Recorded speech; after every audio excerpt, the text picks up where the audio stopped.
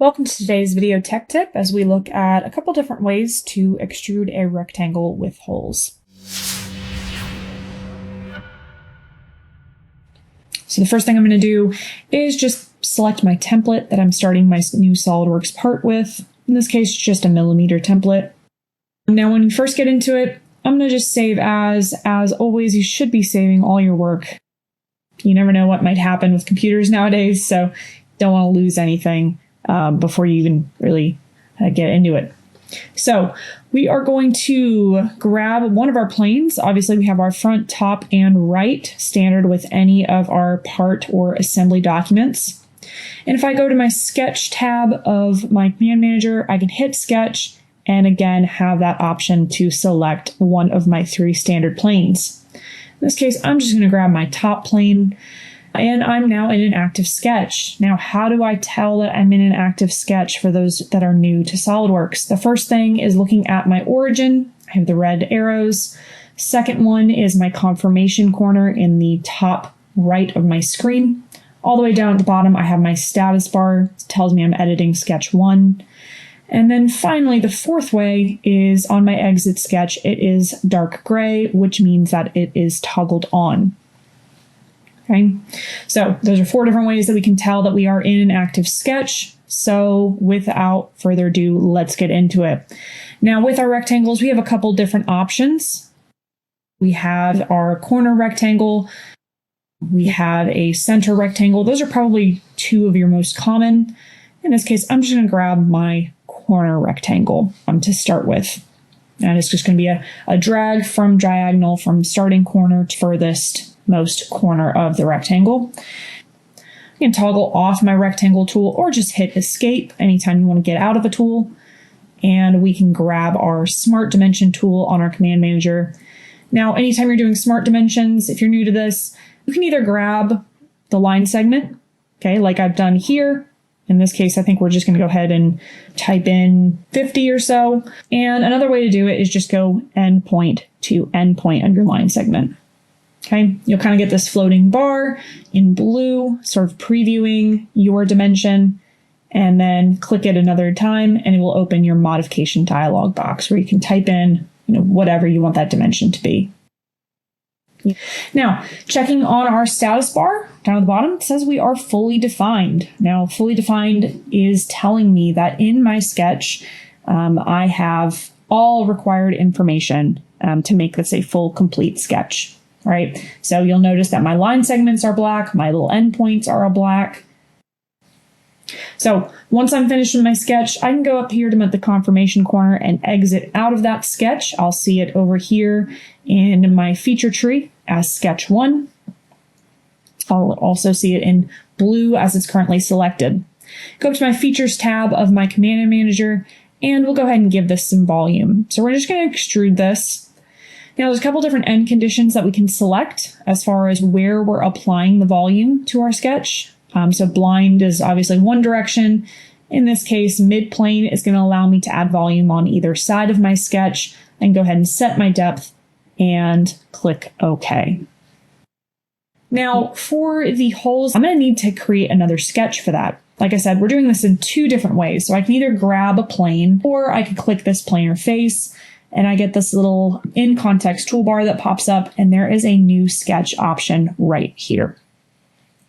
Okay, it's going to flip that face normal to us. And up on my sketch tab, I can grab my circular sketch tools, and we're just going to draw a couple circles here. We'll just do 3. Okay, now notice right now I'm under defined. Everything's nice and blue. I want to fully define these. SOLIDWORKS wants to know where these are in space, where are these in relation to everything else around it. So I can go up here to add relations, and maybe one of the relations that I want to go ahead and add is just a horizontal relation between all of these center points of my circles. Okay, so there's one of them. I can go to add relation again.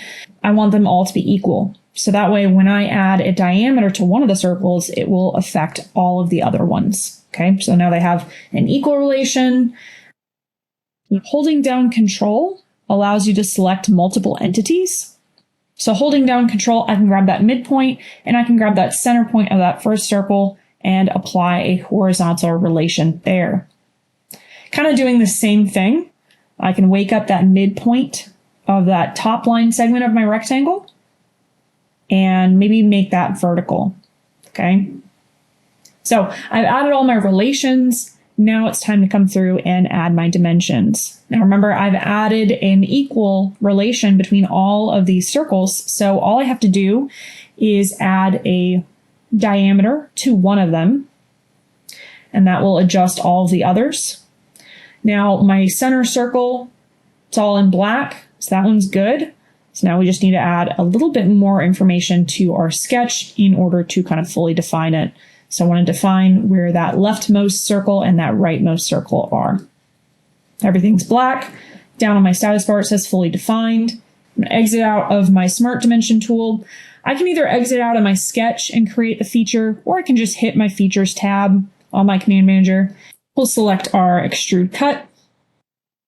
In this case, I'm just going to make sure it's a through all cut. So it's going to go through the whole solid body below it. Okay. And that's kind of one way to extrude my rectangle with holes. Now, I did mention that we are going to go through a different way to do it as well. So I'm just going to suppress this real quick so I can kind of start from scratch.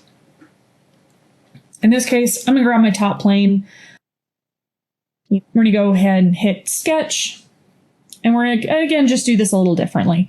So in this case, instead of a corner to corner, I do want to demonstrate the center point rectangle. As I said earlier, relate your sketches as best you can to your origin. It's going to help you kind of fully define those a little bit later on. Okay. So notice I'm just going from the center to sort of that top right corner of my rectangle. Go ahead and grab my Smart Dimension tool and add those dimensions that I need. In this case, I think we're going to go 100 on the top, and I think we'll go 50 over here for the height. So I'm going to do my circles, my rectangle. I'm going to do it all in one sketch.